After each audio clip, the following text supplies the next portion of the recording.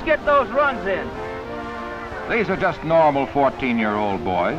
When they decided they wanted to be ball players, they had no special talent or ability. They made themselves into ball players. Good one. Nice going, son. That put us out in front. Thanks a lot, Mr. Cohen. There's a fine youngster, a real American boy, and how he loves baseball. But we all do. Baseball's a grand game. Learning to play the game takes practice and study. But any boy who really wants to play ball can make himself into a ball player, just as these boys have done. Right you are, Joe. There goes a smash to center, a base hit in any league. And there goes a sizzling double over short. Those slashing hits weren't just accidents. They didn't just happen. The boy who hit those fast pitches understands the mechanics of hitting. When he steps up to the plate, he concentrates on one thing only: hitting that ball. He has learned the fundamentals of hitting so well, his actions at the plate are automatic. Here are those fundamentals. Watch this boy as he steps into the batter's box. He drops his bat to a spot 2 inches beyond the outside corner of the plate. A simple operation, but so important. Important because it gives him plate coverage. His bat now covers the strike area, which is the width of the plate and extends from the knees to the shoulders. Unless the pitched ball passes the batter in this area, it's not a strike. This exercise helps to perfect a controlled 6-inch stride, which places a batter in position to hit. The correct stance places the toes in a straight line parallel to the plate, with the front foot at a 45-degree angle. Size and height determine the width of the stance, but the stride must be 6 inches along the parallel line. This exercise, practiced a few minutes every day before a mirror at home, with or without a bat, develops the controlled stride until it becomes a good hitting habit. This is a baseball tee, a device used to demonstrate where balls should be hit, out in front of the plate.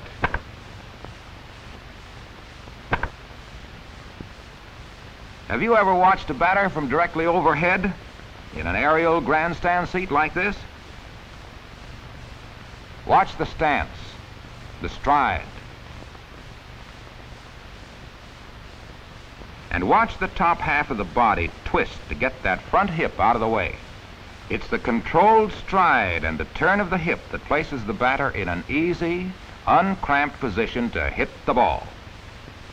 The front hip must be out of the way to allow for a free swing.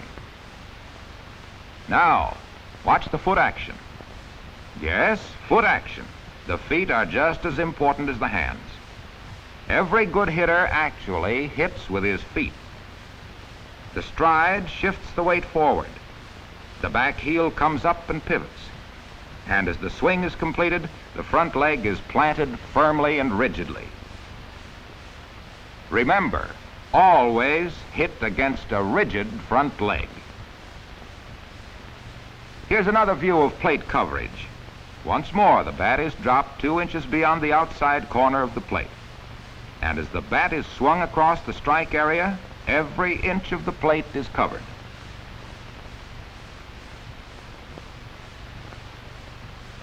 Proper timing is the secret of good hitting, and the key to proper timing lies in the hands, magic hands.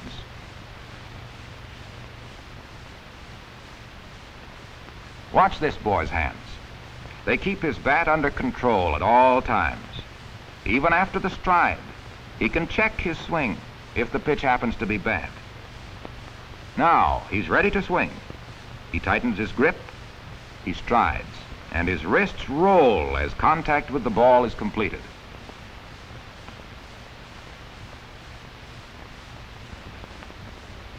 He's set for another swing. He's ready to whip the bat with his hands. Magic hands. The front arm is the guide which keeps the bat on a level plane.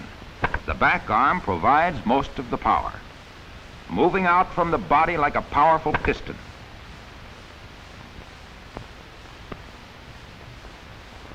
There's nothing prettier in baseball than a line drive.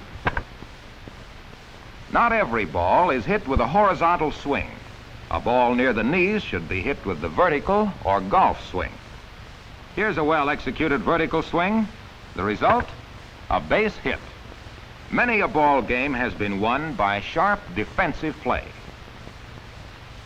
Firing the ball back to the infield after a hit prevents the runner from taking an extra base. These controlled speed pictures show a ball being caught properly, entering the pocket of the glove with the hand closing in. All catches below the waist are made with the glove face down. All catches above the waist with the glove face up.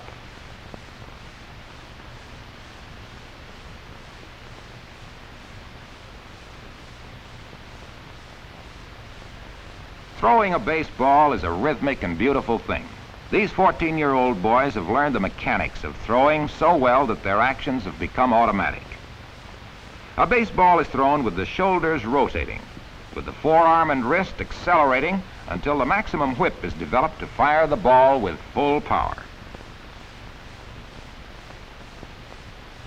This is a striding exercise to develop the proper foot action in throwing. You throw with your feet. This is a striding box to teach proper foot action in throwing, to direct the front foot straight toward the objective, to illustrate the dragging action of the rear foot. The power zone in throwing is in the shoulders and upper arm. While practicing this exercise, you can actually feel the power being generated by the muscles of the upper arm and shoulders. The speed zone is in the forearm and wrist. The shoulders provide the driving power. The ball is not released until the arm reaches full extension and the wrist snaps. A baseball is thrown, not pushed.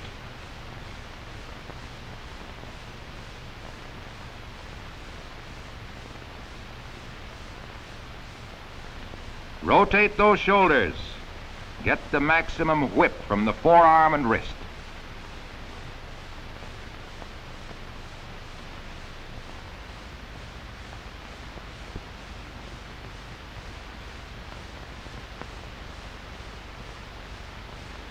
That ball was in the air for 230 feet. A remarkable throw for a boy 14 years of age. The throw starts with the feet, gathers power as it flows through the hips, shoulders, and arm, and reaches the maximum speed and power with the whiplash of the wrist. A real sprinter on third base. Throw that ball. It'll be close. He's safe. Great throw, son. Better luck next time. Infield practice. Make that ball sing, Joe. Sharp hands. Great play. A sizzler. Keep your eye on that ball. Up with it. Throw.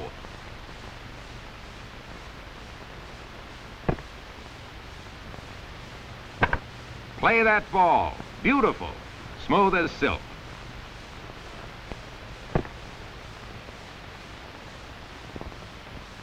Keep low, it's a skimmer. Come up with it. Nice going. It must be swell to play baseball like that. Above all else, an infielder must know how to handle ground balls. He must get in front of the ball. The hands are low, always in position to handle a ball that hugs the ground. Get down on it, with the glove out in front. Let the ball roll into the glove. Grip the ball hard and take your time. Throw accurately. Man on first, one out. Grab that ball, flick it to second. Fire the ball to first. He's out. Looks like another double play. Get rid of that ball. Touch that bag. He's out. Make that play fast. Throw that ball underhand. Speed now. Handle this one with your bare hand. The glove is almost flat on the ground, like a shovel. Don't stab at the ball. Let the ball come to the glove. The ball is caught with the glove. Once the ball is in the glove, the hand closes over the ball.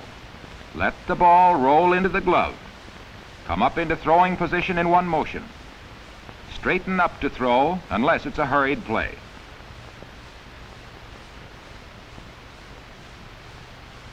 These are slow motion pictures of one of the most beautiful plays in baseball. The second baseman handling a roller between the pitcher's box and first base, just off the grass.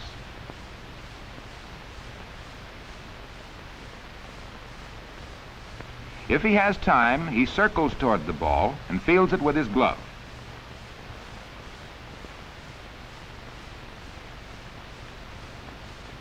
If the ball is a slow roller, a bare hand pickup saves a split second in the throw to the first baseman. There are 4 major things a first baseman must do: handle balls in the dirt,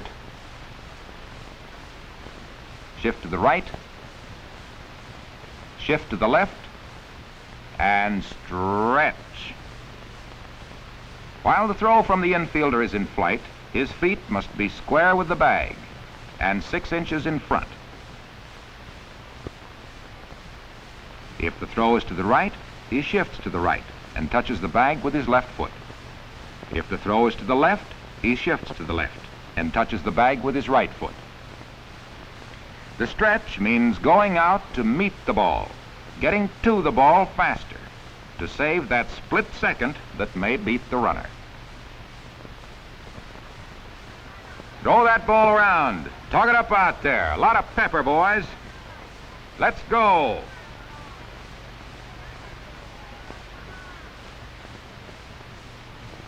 The catcher has a complete view of the field at all times. He calls the signals, he shifts outfielders and infielders. He tells the pitcher what to throw: a fast ball high and inside, a slow curve, a pitch out. The signaling position is a crouch. After he gives the signal, the catcher rises to receiving position, and he's ready for the pitch. While waiting for the ball, the catcher keeps his bare hand closed and out of way of the pitch until the ball thuds into the glove. Then the hand opens to take it out for the throw.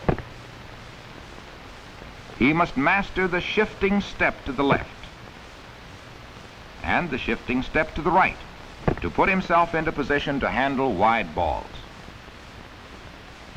The catcher must always be ready to shift quickly from his receiving position to set himself for a fast throw. The ball must get away in a hurry to catch men trying to steal. Fire that ball, son. Tag him. He's out. Every ball player must know how to bunt, for the bunt is just as deadly a weapon as a hard-hit ball. In making a sacrifice bunt, a batter sacrifices himself for the good of his team. He advances a runner a base to place him in scoring position. In bunting, the batter takes his regular stance. While the pitch is in flight, the batter shifts his feet to a square position, at the same time sliding his right hand down the bat to form a V with his thumb and index finger. The impact of the ball forces the loosely held bat back into the V. This creates a cushion and recoil that deadens the speed of the ball and enables him to drop it a few feet from the plate and out of range of the catcher.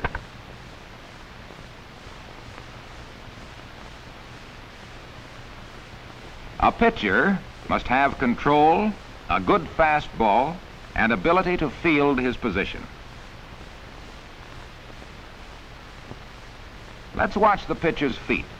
Before the windup, the right foot is pointed straight ahead with the heel on the pitcher's plate. The left foot is a few inches back of the pitcher's plate. As he winds up, he steps back a few inches with his left foot. He pivots his foot off the plate, at the same time drawing the other leg high into the air. Every great pitcher has perfect balance at this point. If this position can be held for 10 seconds, that's perfect balance. He swings the raised leg around and pivots his body, follows through with the back leg to finish up square. This places him in a position to field any ball. Let's repeat this action, watching the top half of the body. A simple wind-up is the most effective. It isn't necessary to spin the arm around like a pinwheel. Start the arms up together. On the way up, the glove turns and hides the ball so that the batter can't see whether the grip is for a fast ball or a curve. The eyes never leave the catcher's target. The wind-up, body pivot, and step forward must be synchronized. Let's repeat this action. Let's watch the pitcher's feet.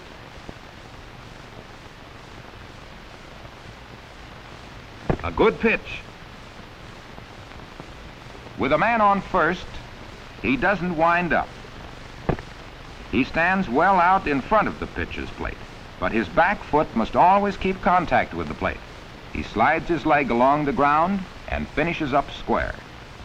In throwing to first base to catch a man off, he fires the ball directly at the first baseman's right knee. Just like that. He's out. Well, that's baseball. Learning to win, learning to lose, learning true sportsmanship. These boys wanted to play ball. They made themselves into ball players. All of them will go on in life owing some of their future achievement to the fact that they played baseball. Yes, baseball is a grand game.